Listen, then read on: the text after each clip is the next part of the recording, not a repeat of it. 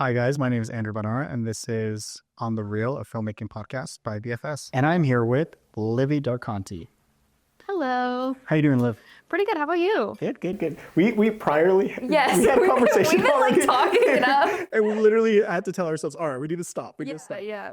We like talk and then we just have to stop and be like, okay, we'll continue that later. And then more things. And then another great conversation came about. So we met actually prior to when I moved to Phoenix, which is really crazy. It's one of those small world type of things. It is, yeah. So insane. Just for context, we followed each other way past before I moved out. I think it was like a year and a half. It was like 2023, I think. Yeah, it was like back. Way back. Yeah. It's 2025 now. Yeah, and then you sent me some of your work. I sent you some of my work, and I was like, oh, I really like your stuff. Yeah.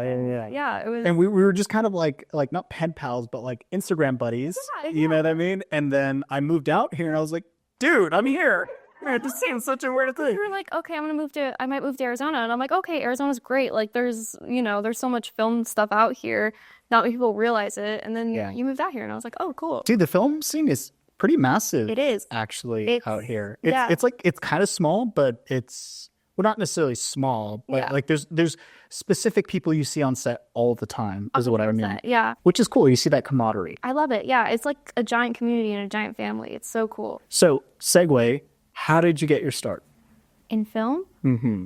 I've been in film since I was 2 years old. Fun fact. That is amazing. Yeah, I did child acting from 2 to 12. And then from there I transferred to directing because when I was like old enough to realize what directing was. Because when you're a little kid on a set, you're like seeing cameras and stuff, and you have the PA like leading you through, and you're like, okay, you're gonna go this way. I'm like, okay, cool. This is like I'm dressed up and I just get to like play with other people.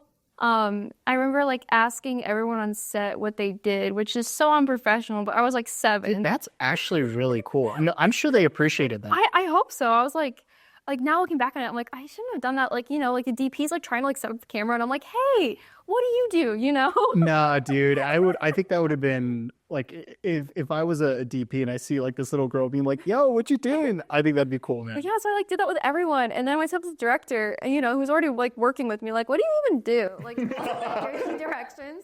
And I'm like, oh, like I'm in charge of like the creative vision. I'm like, what does that mean? And they're, they're explaining it to me. And I'm like, oh, that's really, really cool, And then like going back to what we were talking about before the interview, I love Jurassic Park. Fucking dinosaurs. We love dinosaurs. But yeah, when I was a kid, I was like really, really, I had this whole summer where I was just like back to back dinosaur documentaries. Like it was insane. And I was just like, okay, do I want to be archaeologist, a paleontologist, maybe zoologist? I got involved with a ton of stuff with like the Phoenix Zoo and things like that. And like as I was doing it, I'm like, okay, this is great. I love animals. But then I have to put down animals sometimes. I'm like, oh, I can't do that. Yeah. My heart. And then I was like, okay, like rewatching Jurassic Park as a kid, and I'm like, okay, maybe I just like the filmmaking aspect. Yeah, there's like a magic that you kind of cling on to. Like dinosaurs are great, but like making films. Yeah, I'm like, that is insane. But yeah, no, I feel really fortunate that I was already an actress, so I kind of already... It was very easy for you to transition to that. Yeah, and I was really, really lucky enough to get internships with the directors I worked with as a kid. So I did that throughout high school. It was crazy. That is crazy. It was so weird because it was just like, it was really, really heartwarming in a way because they kind of like watched me grow up, Yeah, no, that was really cool. And then obviously I went to trade school and then college and worked in film, and I'm here. Still working in film. But you recently created a film company. I did, yeah, with my amazing DP cinematographer, Trini Guevara. Loves her. Shout out Trini. But yeah, no, that we just started literally like, I think last week we announced it. Yeah. Yeah, everything feels like a year every week. So it's been... We live in an internet age, so for sure a week is like a fucking year, D. And there's like so much you're doing in a week, and you're like, oh, it's only January. Yeah, it's still fucking January. It's been 84 years, but Yeah, no, it's cool. It's basically it's very music focused. We do like concert videography, music videos, photography, all that kind of stuff. So like any artist, if they need like any promotional needs for their art, What's the name of the company? Midnight Creative Productions. Okay, cool. Yeah. That's cool. And what stemmed, what inspired the name? I actually like a month of us trying to figure out names. We literally would sit outside coffee shops, like just writing down everything. A lot of them were like, oh, we don't know if we should do that, you know? And Midnight Creative was one of the first ones, and we just like didn't look at it. We just like were like, oh, you know? Put it out there. Yeah. And then we went back to it because we were like really thinking about our work ethics and like we're up 24/7, both of us. That's cool. And we're like, oh, Midnight Creative, you know, like we're literally always up. Yeah, it's like the nocturnal day. And it had like a little bit of like a darker gothic kind of flair, which kind of suited both of our aesthetics. Wait, hold on. You're gothic? What? I don't know. Am I? Like, oh my God. But yeah, no, I'm super excited. We have so much cool stuff lined up. That's cool. And That's really exciting, dude. I'm you. so excited to see. I'm not even a mentor, but I've known you for like, I want to say 2 years, maybe. 2 years now, I think. Yeah. For sure, like a year, like on and off. I'll just say 2 years. We'll just say 2 years for the sake of it. And yeah, dude, you're growing so much. So it's really cool to see. It's a lot. I'm trying. I Can't sleep, but I'm trying. can't sleep. Oh my God, yeah. Cool. So moving on to filmmaking, and we've had this discussion already prior. Yes. But what's your approach to filmmaking actors? And I'm going to go deep into that technical aspects. How do you work with pre-production, production, and post-production? What's your process? That's hard. It really depends on the project. I feel like I always say that a lot, like depending on the project, because every project, from films to music videos, like anything, it's like an entirely different world that you're immersing yourself into. If that's the right word. Kind of diving into it. Yeah, no, it's a really interesting process each time. I think with myself, I really like involving myself as much as I can into a project. Either if I'm like producing, writing, directing it, or just solely directing it or solely producing it, you know. Yeah. No, it's really, really interesting. And with the story and everything, I think it's so important to take your time with things. I'm definitely a huge believer in quality over like Quantity. Mm-hmm. With that, yeah, no, it's really, it's trying to like explain. Yeah, articulate it. Yeah. It is interesting to, when you talk about quality over quantity, because we live in a quantity world. We do. It's like you have to be posting reels every day. You have to be consistent on your social media. Yeah. So I really appreciate, especially you being so young, that you are, I feel like a fucking grandpa saying this. You're not a grandpa. Yes, back in my day, we had Vine, you know. I remember Vine. I'm not that young. Yeah, that's a little patronizing, but it's okay. Point. Oh my God. No. So I think that's really cool to have that, you know, philosophy of like quality over quantity. When working with actors, what's like your approach when trying to figure out a performance? Let's say they're not getting that performance that you're looking at. What are like techniques or things that you do? Yeah, no, I've run into this a couple times on set, and every actor is different with how they work, and that's what I like about it. Mm-hmm. And usually, I'll just give one example. I remember it was one of my first films, Parallel of Pomegranate. We're filming. Love that movie, man. Love it. But yeah, no, my friend who has always wanted to act, she was a star of it. I just loved her look, and I'm like, you know, we're not filming sound. It's gonna be like a whole soundtrack over it, and it's just getting that emotion down. And she just had that look that I really wanted for it. And everything, we were killing it the entire day, and then we were getting to the crying and face peeling scene. And she was having a really hard time getting in those emotions. So I'm like, what do you need? Do you need like a closed set? Like I can like kick people off and we can just like, you know, work together. But I think it's really important to find a space where your actor is comfortable. It could just be a thing where they're just like not feeling comfortable, whether that's like too many eyes on them or they just need an extra like, you know, boost of confidence for that. Because especially really emotional stuff it's hard. Even when you're just acting, it's still getting that emotion to like kind of like take over, not like in a way where you're actually like feeling the emotion with most actors, but like your body's still showing showing that emotion. I remember with her, we were talking for a bit, and I was just, trying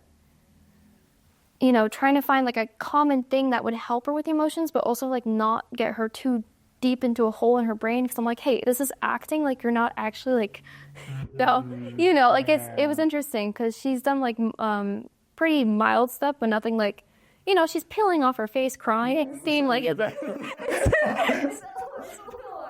We're talking about the emotional truth about. Yeah, I'm like, it's not just like, just crying. It's like, your skin's Literally feeling. yeah.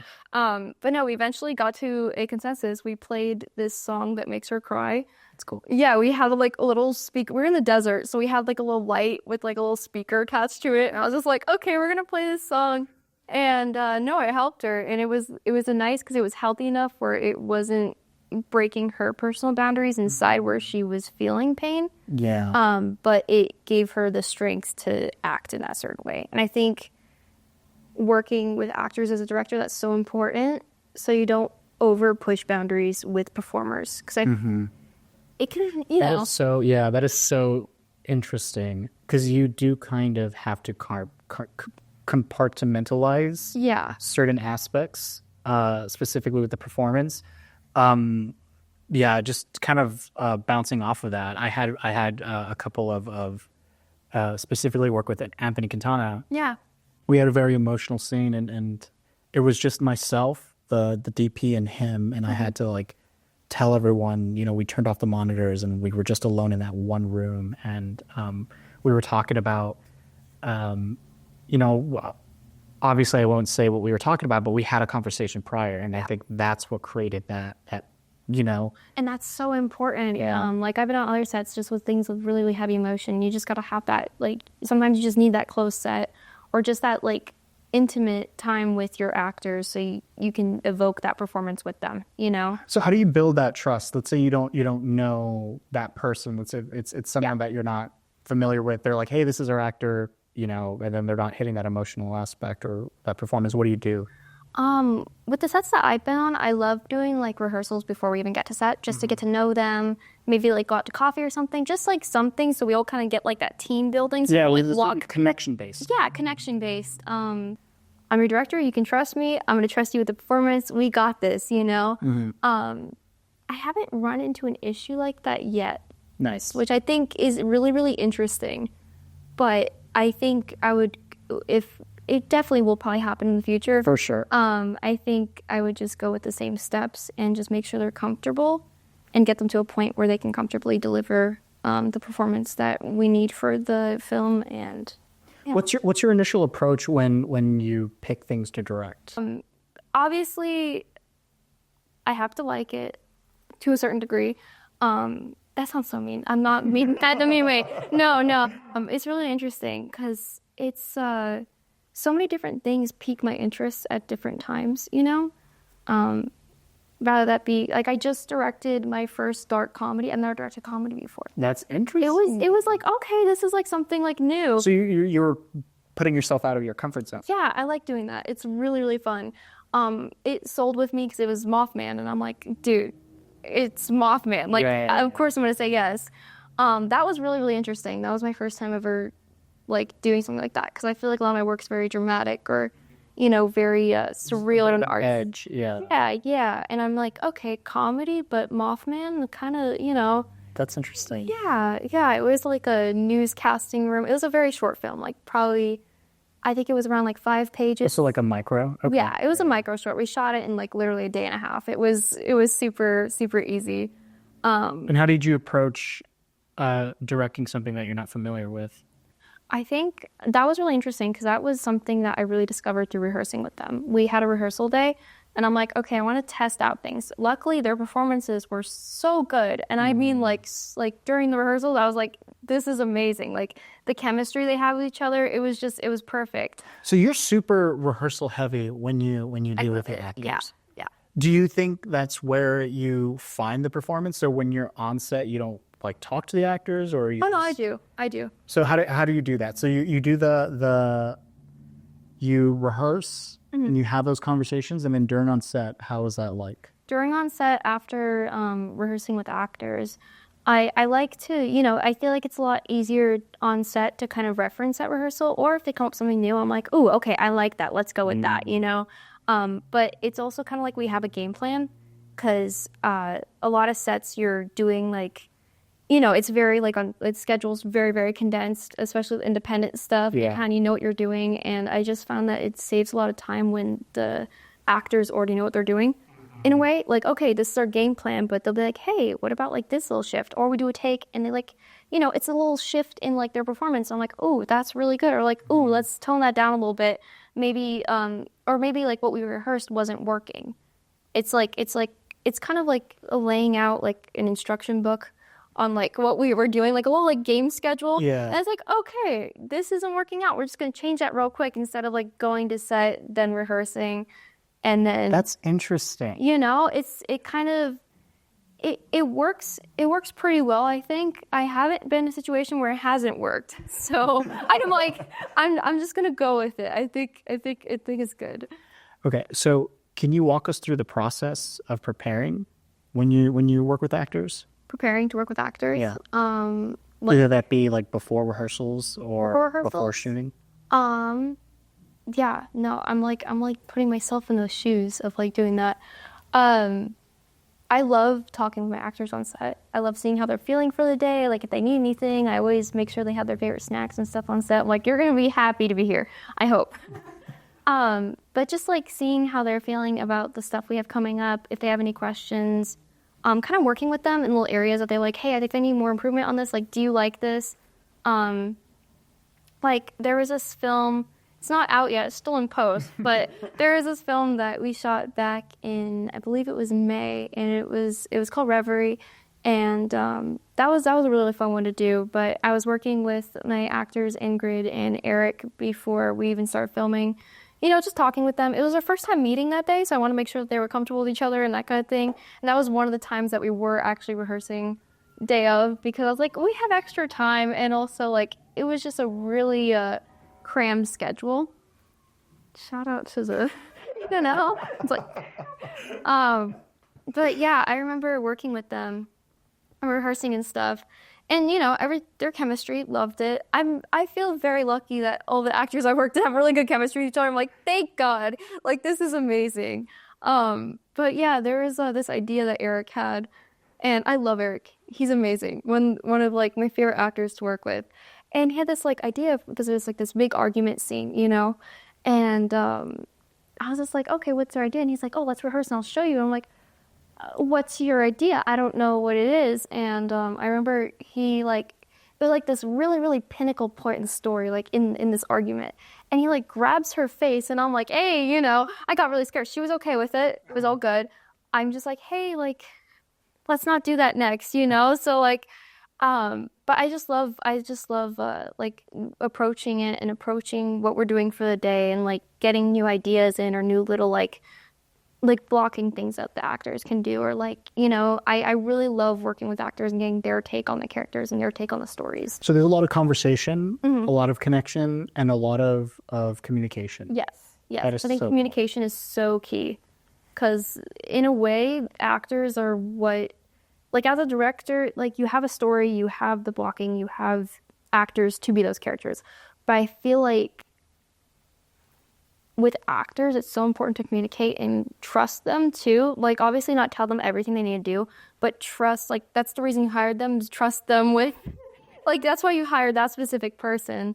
But trust them with delivering your story to come to life. And there was something else I was going to say with that. Yes, trusting them to bring your story to life, but also, they're also bringing your story to life. So it's like to work with them. And I think everything in film, everyone in every single different department, is such a collaborative effort. Like, it's so interesting, because I feel like with every production, no matter what team you have, even if it's different, you can see like a little sprinkle of everyone's little talents in there. And it's so cool, like their little individual styles. Like, going into collaborations, what's your approach with working with your DP? I know you work with a specific DP. You're also your co-partner with your co-owner, co-owner, all that good stuff. Yeah. What's your approach with that specific collaboration, the director cinematographer duo? I'm a very collaborative director. I don't even, care. Not that I don't care, but I'm kind of in the same boat with my actors, where it's like, I got you for a reason. Just do your thing. I'll work with the actors. You do your thing with DP. What's your approach? My approach, it depends on the project. I know I say that a lot. Like, I don't know. I always say that. But that is such a great thing to say, though, because it's indicative of your experience, because that's what it is, dude. That's what film is. It depends. Honestly, it's not like, I feel like I'll answer your question first, and then I'll go back to it, or I'll say that first and then answer the question so I don't lose it. But yeah, with like it being so dependent on the project, it's like every project, like even though like it's different, and it obviously is a different story, but I mean like the behind the scenes aspect and the making of it is just such a different story each time. You have really, really smooth shoots, and you have really, really rough shoots, and then you have shoots that drag out longer that you had no idea that they would, which I think, I feel like far-fetched spec from like people that aren't in film. They're like, oh, you're just working on a film, like it's the same experience each time, Yeah. I feel like it's not like the nitty-gritty, like it's really dependent on each project what different stuff is. I 100% agree, and we're gonna also segue before you answer the first one. Yeah. Talking about dealing with projects that aren't even yours. We had that conversation. We did, yeah. And it's like, there's this analogy that we used. It's perfect, though. It is a perfect analogy. It's so good. It's so good. Oh my God. So the analogy being, yeah, when you direct something that you don't write and you're hired strictly as a director, just as a director, it's the equivalent of you babysitting either someone's dog or cat. Yeah. Someone that someone loves that you appreciate, but it's not necessarily yours. Yeah, like it's such a different than like watching like your own cat. Like, okay, I'm hanging out with my own cat, and then you're like with someone else's cat that you love so much, or like cat. You're great dog. Friends of yours, and you want to take care of the cat as best as you would your own cat. Yeah, like I love this animal so much, but it's like not my, like it's not my animal. Like I have so much love for it.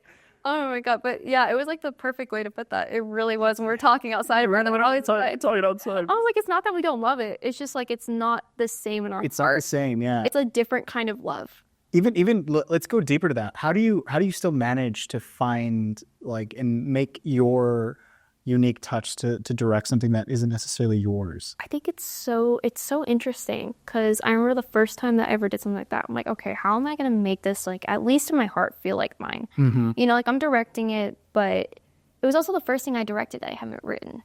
So I was like, this is interesting. It's a weird kind of area to be in, but once you find it, it's kind of like analyzing that script till you find that it factor in it. They're like, okay, I connect with this, I resonate with this, it's kind of when you get a script and you fall in love with a story. And it's like, okay, how can I expand on that through my brain and my lens and, bring everything together for this? And it's so interesting because it's also like, it's a story from someone else's brain that you're mixing with your brain. And I've been lucky enough to actually talk to the writers that I usually do collaborate with, which I'm like, thank God, because sometimes I've heard stories where people don't, and I'm like, that's I wouldn't know what to do. I'm like, I personally, like, I love talking with the writer. I'm like, hey, what inspired you for this? Yeah. Like, what is the core thing that made you write this? Or it's almost like talking to your actor. Yeah. And just trying to find that connection. Yeah. That's literally, but it's so cool to collaborate. Once you like find that little it factor, I think it's so cool. I would totally do it again. Like I would totally watch someone else's cat again. Like it was, like I would love it. That was cool. That cat was. There's been some cool cats lately. There really has. And moving forward from what I previously asked you, the cinematographer with the shots. Yes. With my current experience with films and music videos and stuff, I'm a very like, when I think of ideas for stories like in my head, like visualizing it, I'm very like, I already kind of have the shots in my head. Okay. It kind of it differs on the projects. Like it also, it depends who I work with as my DP. Trini's my like main go-to right now, but I worked with so many other great DPs. Just letting you know, I love everyone I work with. I truly, truly do. Everyone's a cool cat. Everyone's a cool cat.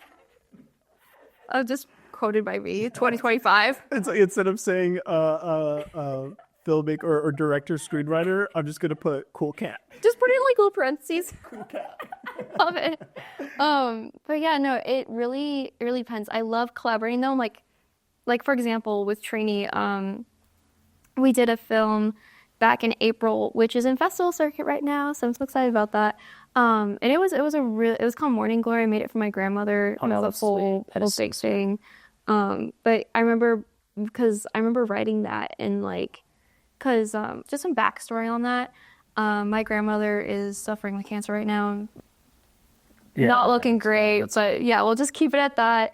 And one of her final wishes was to see me direct in person, and I was like, that is beautiful. I didn't know what to do because I was like, okay, you're on bed rest right now at home. So we brought the film set to her, and I made an entire film. Like, basically, it was my feelings towards her situation. It's about this girl who finds out that her loved one isn't doing well and isn't going to make it, and she goes on this surreal adventure through the 5 stages of grief. But it's set up like a chapter book.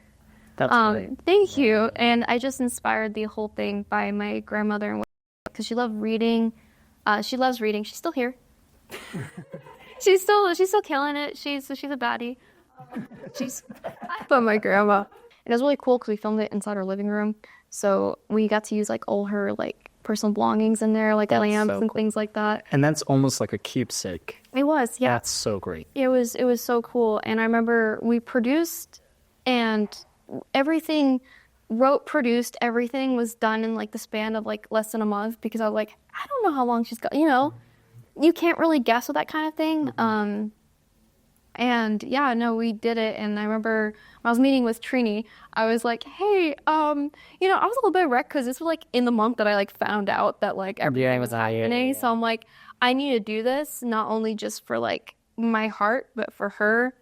And also like, I think getting emotions conveyed through art is such a really... It's very powerful. It is. And it's such a healthy way to kind of like... It's like therapy, you know? Yeah, that is so beautiful. So how I got into being an artist, my mom, going into personal stuff, my mom was crying and she was like working on this like painting or this drawing that she was doing. She was crying and it was like heads, and the heads were like being drowned by like an ocean. And it was so powerful, like seeing that as like a kid and seeing her cry and making art. It hit me, and I was like, oh my God, like art is something that you can use. Yeah. And yeah, it's very powerful stuff. Yeah, no, it really, really is. And I think it's also like the art that I'm drawn to is where people, because even like filmmaking, I think it's like the ultimate form of art in a way because you can have so much in it, like music, paintings. You can have paintings there. You can make things look like paintings, or like, it just kind of combines like almost every form of art, which I love so much. I really, really do. I say the exact same thing. I say the exact same thing. That's crazy. But oh my God, going back to, I'm gonna answer that real quick, and then we'll go back to there. So I'm like, oh, that's a huge conversation that's about to start. But I remember showing everything to Trini. And I was like, hey, this is what I got planned. Like, is this cool? And no, like when I do have like those vision stuff, I love collaborating with like the DP I'm working with. Because I'm like, hey, I have these ideas. How can we sweeten these ideas? How can we change these ideas? Like maybe this idea isn't what we need for the scene, but I wanna know what your take is on it. And I remember the scene Anger we did, it was our only like handheld moving, like really, really hectic shot. It's like our main character is in this really pretty like green garden area, and she's wearing like wings, but they're bloody, and she's like ripping out feathers. You had this in your reel, right? Yeah. You haven't released it though, right? No, it's in Casual Circuit. Okay, cool. So Like low key, see that. like send you like Please, the I would love to see private it. file. You guys gotta wait. Pulls out a cut. And if you, Oh my god! If you release I it, know where you live. oh my god! But yeah, going back to it, she had this really really cool idea. She got her hands on these amazing lenses. I forget the name. If I remember, just like insert name here. Like I went to like look back. But we had this really really cool.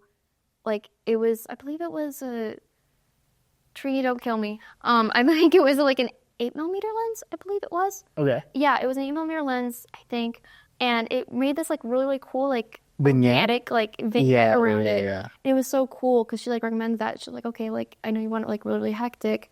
This almost feels like tunnel vision, right? I'm like, this feels like, yeah, like when you're angry, it's just kind of like, it's very like closed-minded. And I think that was so cool because it's like, because our character's having this inner anger with herself about this grief.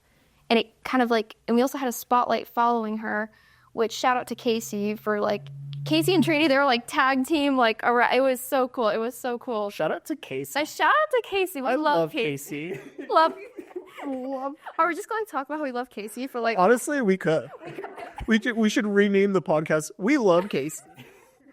Casey appreciation video. Yeah, Casey appreciation. Shout out to Casey. No, seriously, shout out to Casey. Yeah, like, I'm not gonna even tell him we're talking about this. Yeah, he's just gonna have to listen. He's gonna have to, yeah. He's gonna have to listen to it.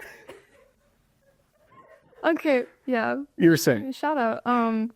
Yeah, no, it was so cool, but like just that kind of collaboration, and like even if it's like changing things or completely adding onto them, there's so many examples between me and Trini. I'd have to like write them all down, like think back, but yeah, that's incredible. Yeah, I love being open to like, collaboration, but sometimes I have those money shots where I'm like, hey, I love you. I want to see what you can add to this, but like I can't, like this is, I feel like, especially with music videos, I always have like one or two money shots that like really do it for me. I'm like, we need this money shot. Like, this is what my heart. Dude, it's funny that you mentioned that because you also need those money shots for like your reel. Yeah. Like your demo reel. Mm-hmm. It's something that I was struggling with was finding money shots. Yeah. I'm like, fuck, I need to really focus on those creative, because it's okay. So like, I've had this conversation multiple times, and this is something that I've recently learned, and I don't know if you can bounce off of that because it feels like we have the same mind at this point. But yeah, we're connecting great. I love talking with you. It's so much fun. Well, it's funny because I had mentioned, I'm like, dude, you're like a younger version of me, and then you were like, you've never seen me work, and I'm like, you sound so bitchy. Just the way you were being reminded me of how I am. Because like we shift, right? Like there's a total shift when we're on set. There's like it's like night and day. Like I'm all chill now, but then like I'm like locked in on stuff. It's like locking in. When people get to know me and then they get to see the directing version of me, they're like, dude, you're two completely different people. It's different. Yeah. Yeah. It really is. And leaning on to that, just a quick tidbit. Yeah, I remember seeing the way you were. I was like, oh wow, I really saw that. And it was just funny. You were like, you've never seen me work. I mean, hey, I know you direct, but like if you want to like stop by one of my sets, like, dude, I would absolutely love to be on, like just to see you work, dude. I would love that. We'll schedule that. Yeah. As a matter of fact, I will do your BTS and I will do your I'll do like a whole marketing thing for you. That would be crazy. We're gonna talk more after that. Who am I watching right now? Like I don't care about that. It's like, shit. They're like, I could literally care less about this right now. But moving forward into shout out Andrew. Shout out to the cracks. The voice cracks. No, it's okay. It's okay. The voice cracks. We've all been there. Going forward to the artistic aspect of filmmaking, there are certain shots that you want, but there has to be a bit of a justification for the shot. And I was talking to a buddy of mine, and he was like, every frame needs to matter. And so there were specific frames that I wanted, and it wasn't necessarily it didn't necessarily drive the story, but I was like, this is a really cool shot. Yeah. you know? And he's like, it doesn't drive the story. And I'm like, so it's like this weird balance of finding yourself stylistically. To get what I mean? Because like if you've seen like a James Wan film, you can tell it's a James Wan film. It's a James Wan film. And it's like, okay, so then at some point, certain quote unquote cool shots, the justification is almost, well, that's my stylistic choice. You know, there's a little bit of art that's being... Yeah, no, it's really, really interesting because I feel like when I like really, really started like making films and stuff, like, you know, breaking into being a director and things like that, I think it was interesting finding that balance because I really, really love things that look artistic and drive the story. And I've always had like a hard time not including artistic stuff in shots. That's where I'm like, it has to like feel really, really beautiful while driving the story. So I feel like in a way, like contradicting that, like kind of every frame has to matter in the way of like, it doesn't have to look like the most beautiful thing in an art museum, but it just needs to tell a story. I've never been able to do that. I can't. When I've done that, I'm like, I'm like, it needs something hard, dude. It is so hard. Yeah. I think again, going into that, there was this video that I watched, and it basically talked about how there's different levels of art forms. Yeah. And there was like the technical aspect of film direct. It's specific to directing. Yeah. I think there's like 4 levels. The first one being like technical directing, actor performance directing, story directing, and the other one was like framing or some shit like that. It was different. One of the main things that it talked about was Kurosawa being that guy can do all 4. It's like he's. I'll send you the video. It's a great video. Yeah, I'd love to watch it. And he basically talks about how he's able to do technical and it is intimidating to think about because, you know, I don't know about you, but when I block my actors, it's like you have to have intention. Yeah, it's like everything. It's so interesting. With like blocking actors, it's so strange because like just thinking about this because I'm working on something right now that I'm just like thinking about. I have to see the locations or where we're filming first. I have to. Yes. Like when it's just like, okay, come day off. I'm like, no, I need to schedule a location scout because that way I can kind of play with the space. You can familiarize yourself with the space. Yeah. Yeah, like going back to Parable, I had it very like the framing like in my head. I wanted it like set up like a stage. It was like this weird like surreal nightmare thing, and I'm like, I kind of think like a stage would be really, really cool, like that kind of blocking where it's not on a stage, but you know, it's blocked. It's as if it was. Yeah, because that tree that's in there was kind of like our back of the stage wall. I also think it was my years of theater like drilled into my brain that was just like, oh yeah. But I remember when we rehearsed that, obviously we can't go on location in the middle of the desert because it's all the way in Florence and it's also the middle of the desert.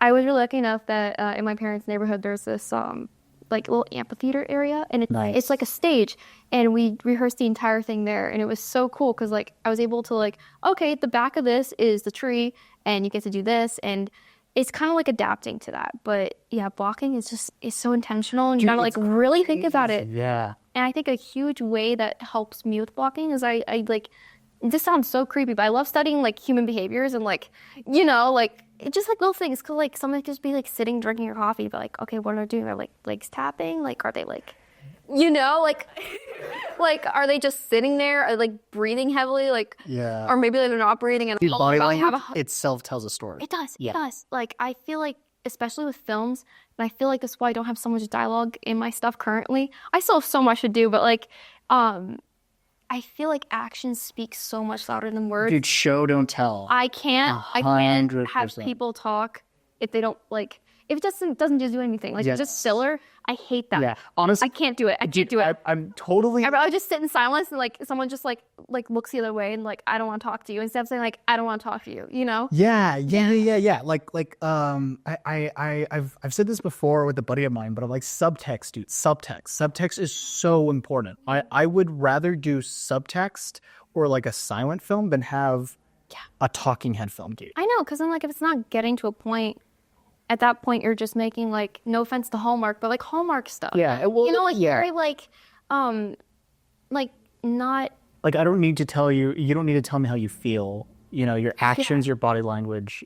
and the subtext of what you're saying should tell me how you feel. Yeah. And it's like you should have, not in you specifically, but like the philosophy is it's like you have to have the understanding that your audience is smarter than you think. They are, yeah. And they can pick up on you know, shifts and you know. And if they can't, then like your audience will find you, you know? Like it's kind of like like I feel like because we were talking about Nosferatu earlier. Yeah. Not that people like that, and I feel like it's because one of these great things that my mom always told me, because she's an artist, she always told me growing up was that like art was supposed to make the normal feel uncomfortable and the uncomfortable feel normal. That's what I thought about when seeing Nosferatu. It was like a lot of people would be like, oh, this sucked. And I'm like, I loved it. I mean, the visual storytelling was so good. Dude, and like that ending shot, as disgusting and horrifying as it was, beautiful.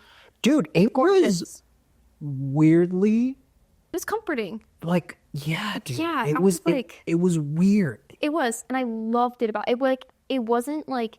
I feel like a lot of films can be weird, but it broke that level of weird where like, oh, this is weird at a point where it's like... It's weird because it's warm. It is. You know what I mean? Yeah, it's not like taking me away from it. Like, it's not weird where I'm like, oh, that's a little too much. I'm like, oh, this needs to be this much to tell this story properly. Yeah. It was just really, really... It's weird for different reasons. Yeah, I like that about it. Yeah. I really, really do. I love that too. I think also the ability to... I think something that I started to see mostly new directors do is they're so obsessed with the concept rather than obsessed with trying to convey a lesson.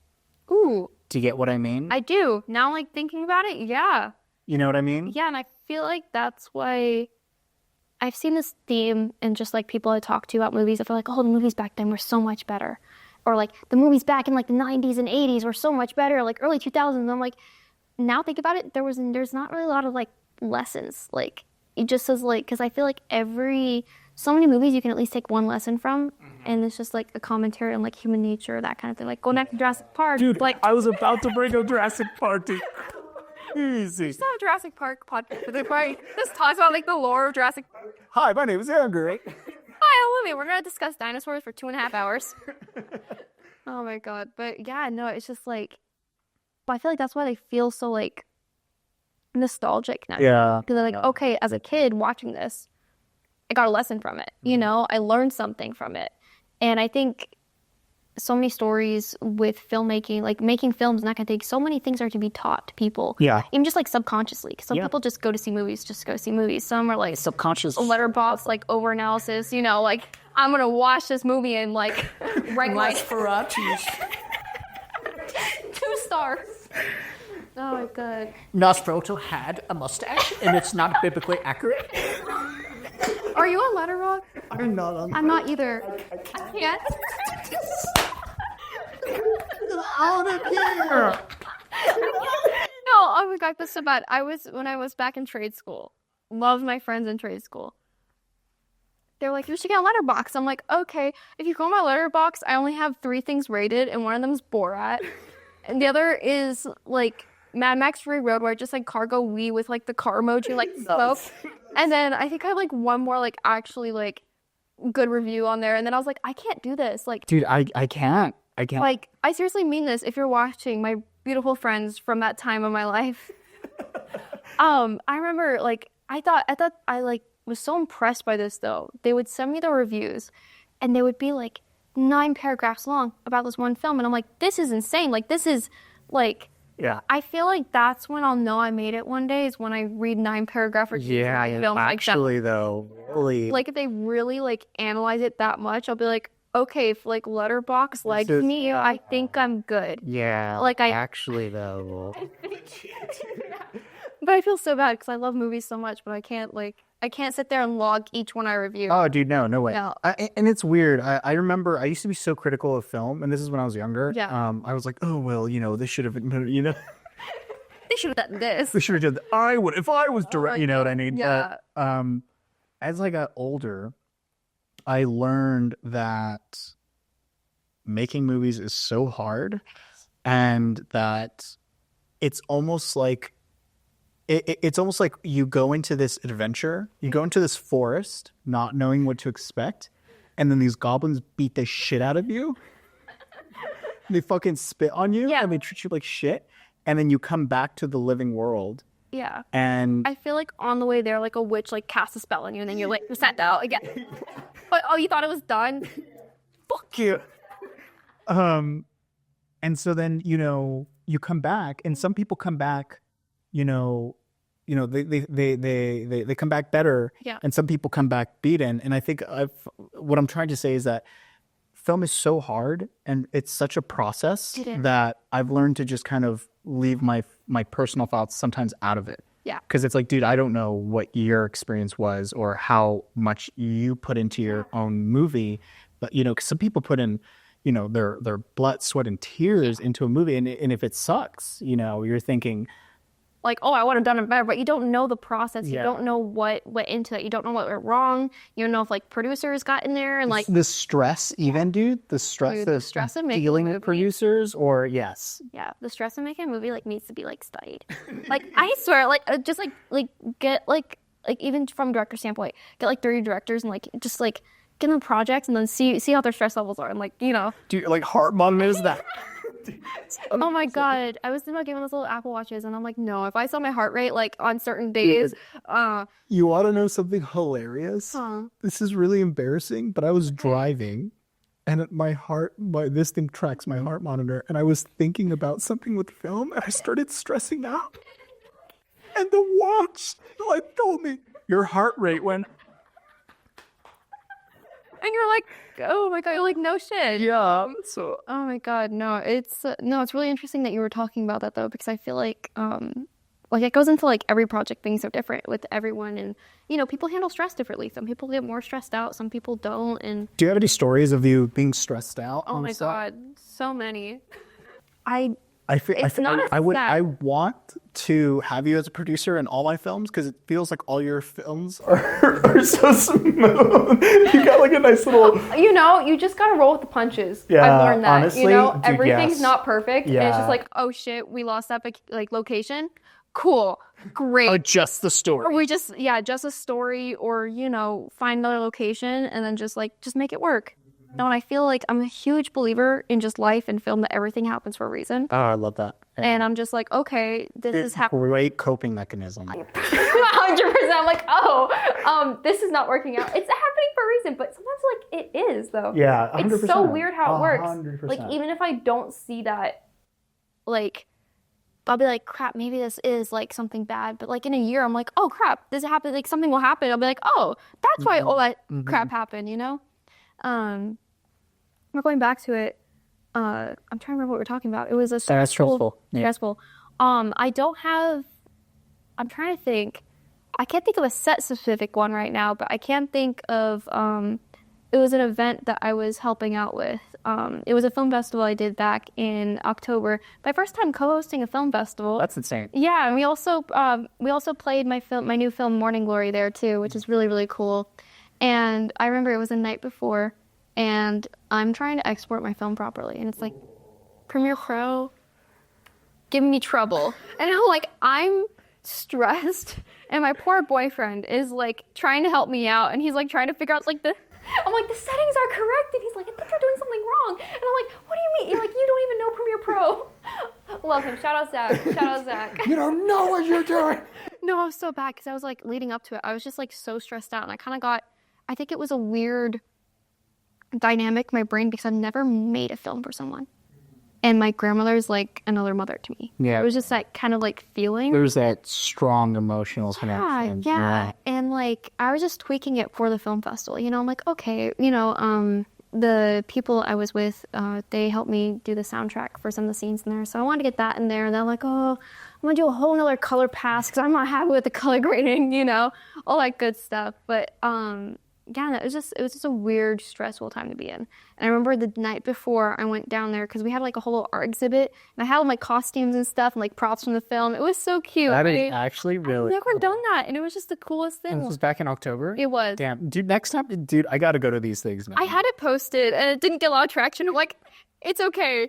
But no, we had a great turnout though. It was so much fun. It really, really was. Everything like hit the fan last minute, but we managed and But yeah. like you said, there's a beauty to that. There is. There's like a beauty to just allowing things to be. And God, that's such a huge and amazing lesson for young filmmakers to understand that shit always hits the fan. It does. And the person who understands that, Yeah. I think that's what makes a great director. Yeah. There's this book that I read. It's called Director's Instinct, and the main driving force. Yeah. It's like a hand. I don't know if you. It's like a white book with the. I think I have seen it. Yeah. It's on my Amazon wish list right now. Great book. I will definitely order it. So my entire like directing philosophy was derived from that book because. Really?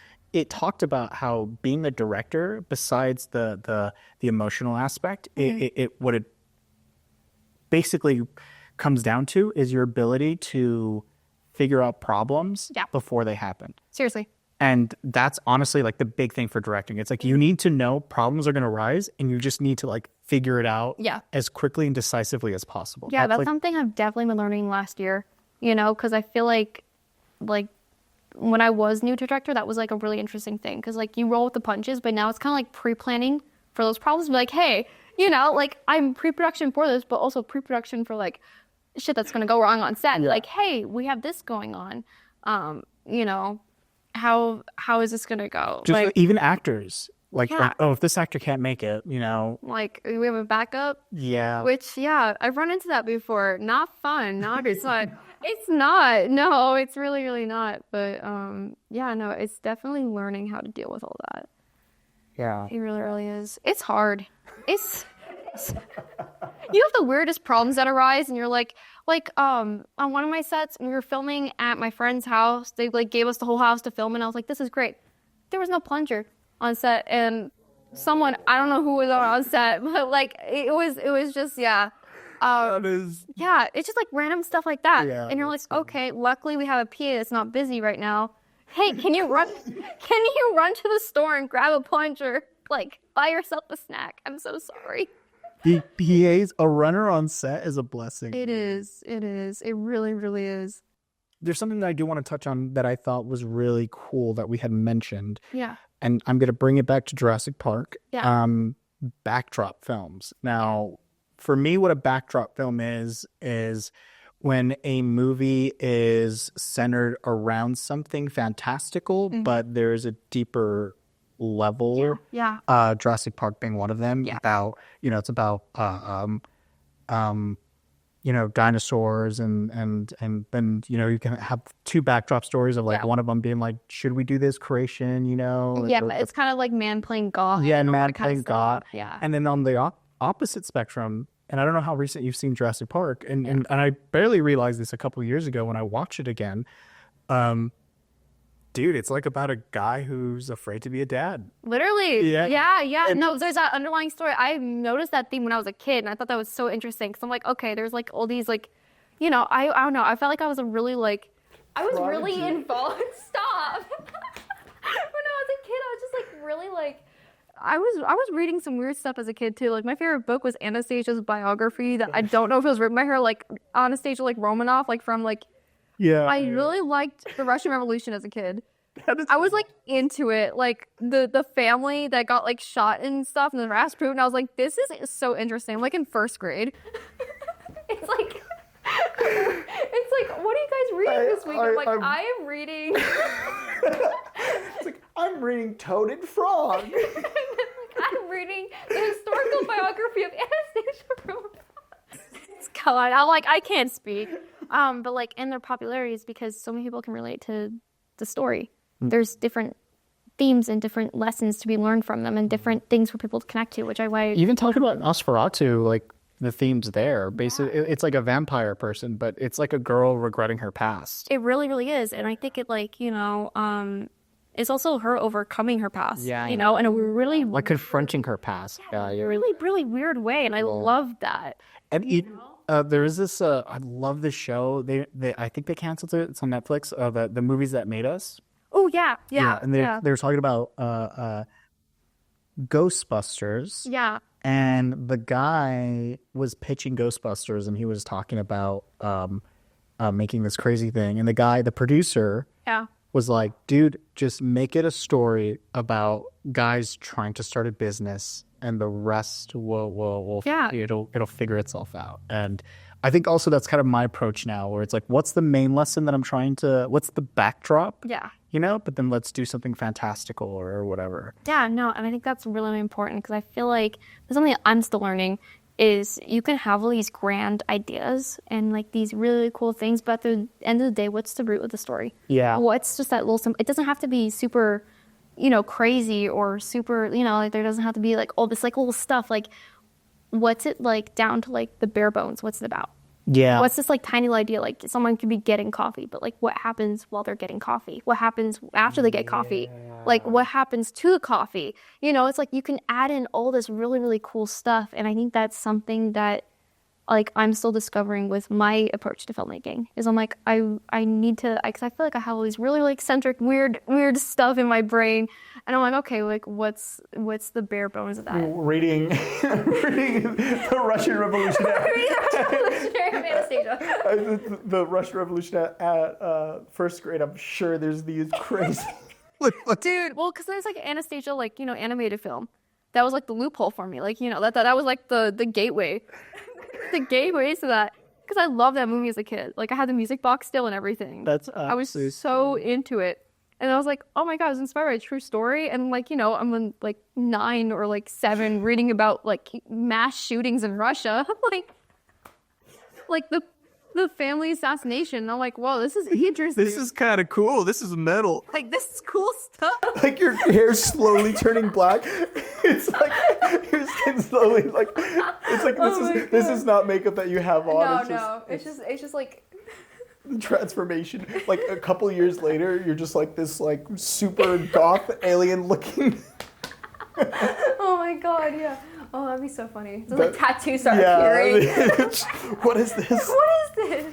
Yeah. Oh my God. Man, this has been a fucking blast. If we talk any longer, it's gonna turn into another hour. Yeah. We've been like chatting it up. You could probably like see the sunset a little bit. Yeah, honestly. What's funny? That happened with me and Casey. Like the sun literally went away. And me and him were just talking and vibing, and it was funny because he messaged me afterwards and he's like, dude, we just talked about nothing. No, I get it though. I recently had a meeting with Casey because we have some stuff coming up. We just yapped for so long. He's another yapper. I know. He's another yapper. Next episode, we bring in Casey to like all three. It's just we make a podcast and just yap, the yapping podcast. Oh my God, that'd be funny. Honestly, if we're all like really, really bored, or like if you are really, really bored and I'm really, really bored, we should just make a Jurassic Park one, like just one episode. Oh yeah. Like if we actually have nothing going on, you know what we doubt. should do? Actually though, what we should do is we should make a podcast about making podcasts. So like one podcast will be the Jurassic Park podcast, and then the following they'll like be themed too. Yeah, they'll be like every single podcast, and we'll name it "What Is This Podcast?" You'd like click the video to find out. Yeah, it's like, what is this podcast? Well, today this podcast. Oh my God, I'll just bring in my dinosaur fossils. Dude, for honestly, like, that'd be actually. Yeah. We'll talk. Yeah, we'll talk about that. That'll be like when we're like super bored. Yes. Yeah. Which will be really, really bad. Yeah. Hopefully we won't, because we will be busy. I hope so. Yeah, but if you guys see this, that means we have nothing going on. Closing notes. Yes, closing notes. What advice would you give to a young filmmaker? Oh, it's hard. There's so much. There is so much. Really trust your gut with what you're doing. I feel like don't let fear control you. I know it's really hard, but I feel like fear is such a killer with art. It literally kills art. And I feel like just staying true to who you are and staying strong with that and really following your heart with your ideas. And also not giving up on your dreams, because I feel like the only people that don't make it successfully are the people that really give up on what they're doing.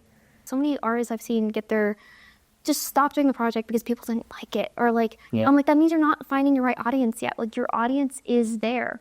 It's art is just humans making things inspired by living as humans. And, you know, it's a language to connect with others. And you'll find those people that can speak your language. You'll find those people that will understand your language. And I think definitely that, and like just fear. It's like, it really does kill. Don't let fear. Don't let fear. There's so much I could talk about, but like, just stay strong to who you are, and your art will find your audience. It's kind of like your vibe will find your tribe, you know? Yeah. Like, it's very much like that. And also have fun with it. Film is so much fun. Making art is so much fun. It's stressful as a bitch. It really is. But like, it's so much fun. It really, really is. Yeah, there's no other feeling. Yeah. But yeah. And where can they find you? They can find me. Okay, everyone. You can find me at my Instagram, which is Livi Darconte, literally just my full name. TikTok's low-key banned, and I don't have TikTok app on my phone anymore, but it's also under Livi Darconte if you want to see what's on there. Same with YouTube. I'm trying to think others. I have Facebook. I do have Facebook. LinkedIn? I don't have LinkedIn yet. Oh, okay. I barely got a LinkedIn. Okay, yeah, I'm working on that. So, like, if it happens, most of everything's under Livi Darconte. And then if you want to check out my music production page, that is Midnight Creative Productions on Instagram. And our website is midnightcreativeproductions.com. All right, you got a website already. I love our website. It's so cute. I'll show you it. All right, yeah, show me. All right, bye, everyone. Bye. Thanks for tuning in.